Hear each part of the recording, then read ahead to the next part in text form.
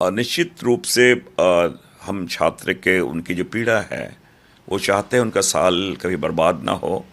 और सबसे बड़ी बात है सरकार की क्रेडिबिलिटी वो बरकरार रहे। जो झारखंड पब्लिक सर्विस कमीशन जो आयोग है वो जो भी एग्ज़ाम कंडक्ट करे वो लगे साफ़ सुथरी हो, पारदर्शी हो। लेकिन एक बात मैं ज़रूर कहना चाहूँगा, उसमें कुछ लोग जो कथित रूप से वहाँ जो स्टूडेंट्स के नाम पे भारतीय जनता पार्टी जो राजनीति कर रही है, मैं हेमंत सोरेन जी के पहले की सरकार के मैं थोड़ा बतला दूँ। 16 साल उनकी सरकार रही। इस 16 सालों में 5 एग्ज़ाम कंडक्ट किए, ये मैं बता रहा हूँ। पहला एग्ज़ाम जब इनकी सरकार थी, सारे के सारे अनियमितता के आरोप में भैया तो भगोड़े थे या जेल में चले गए। सारे के जो पेपर बांटे बेचे गए जिसे कहते हैं। और इसके पहले हेमंत सोरेन जी की सरकार में 16 से आपको लेके जो ये आपका 14 से लेकर 19 में 5 साल में एक भी एग्ज़ाम कंडक्ट नहीं हुआ। उनकी सरकार थी, फुल फ्लेजेड सरकार थी। तो मैं समझता हूँ, मैं जस्टिफाई नहीं कर रहा हूँ, लेकिन वो जो चीख चीख के जो भारतीय जनता पार्टी बोल रही है ना, ये कहीं ना कहीं हेमंत सोरेन जी को बदनाम करने की, हमारी सरकार को बदनाम करने की भी साजिश है। क्योंकि हेमंत, आपने देखा होगा जेपीसी का जो अध्यक्ष थे उनको तुरंत ही आपको इस्तीफा उनका लिया गया। सीआईडी की पूरी जांच है, सारे जो प्रक्रियाएं वो हम पूरा कर रहे हैं। और हेमंत सोरेन जी ने अभी हमारे ये 14वीं चल रहा है, अभी हमारी सरकार बनी हुई 14वां एग्जाम हम कंडक्ट कर रहे हैं। हमें जब सरकार मिली थी तो 5वें में हम थे, और 5वें के बाद अभी 9 एग्जाम हमने कंडक्ट कराए इन सालों में।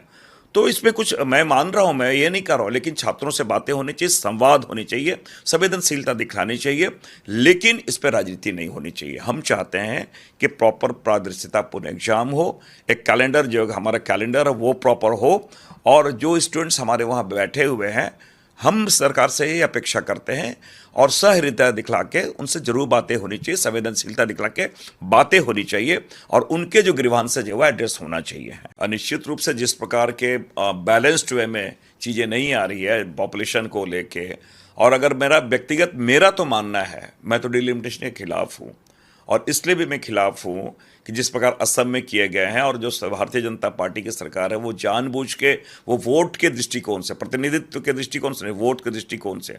और मेरा तो ये मानना है कि मैं अगर आज हम जो 543 यहाँ जो हम लोग सांसद हैं, उसमें मैं समझता हूँ कि हमारे सारे लोग तो उसमें पार्टिसिपेट भी नहीं कर पाते हैं। वो एक केवल हिस्सा हम रहते हैं संसद के अंदर। तो क्या इस प्रकार की संख्या बढ़ाने के बाद आपको उनको प्रॉपर औचित्य मिल पाएगा? और इतने जो अलग अलग जो डिवीज़न है, मैं समझता हूँ कि स्टेट के हैं, ज़िले के हैं, फिर वहाँ ग्रामीण स्तर पर लोकल बॉडीज हैं, तो उन कार्यों के लिए तो है। जो संसद का जो कार्य है, सांसदों का जो कार्य है, चाहे फॉरेन पॉलिसी के बारे, इकोनॉमिक पॉलिसी के बारे, ऐसे बहुत सारे पॉलिसीज हैं जो सेंट्रल लेवल पे होने चाहिए, उनके बारे क्या सार्थक चर्चा हो पा रही है? क्या इतना समय हो पा रहा है?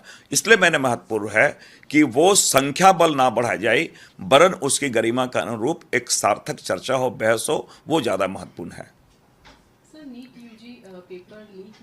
और निश्चित रूप से सारे लोग बधाई के पात्र है। एक हमें फ़ख्र महसूस होता है जब हमारे एथलीट इस प्रकार के वहाँ परफॉर्म करते हैं, और तब खुशी होती है, और तब आपके माध्यम से उन्हें बधाई देते हैं।